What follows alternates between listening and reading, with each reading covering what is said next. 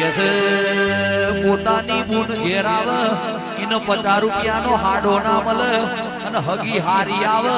એને 20,000 ની હાડી આપો તે તમારો દેરો ઉઠી જશે તમારા માટે મા બાપ એટલે સાસુ સસરા એટલે પોતાની બેન એટલે પોતાની સાડી એટલે પોતાનો ભાઈ એટલે પોતાનો સાડો એટલે એવી વાતો રાખજો ને બસ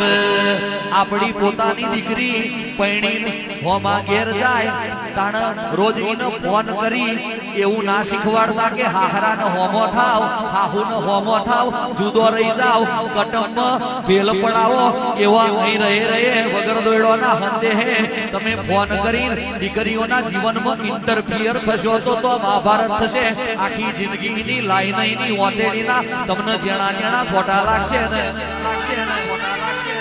અને હોમાની દીકરી પૈણી તમારા ઘેર વહુ બની આવે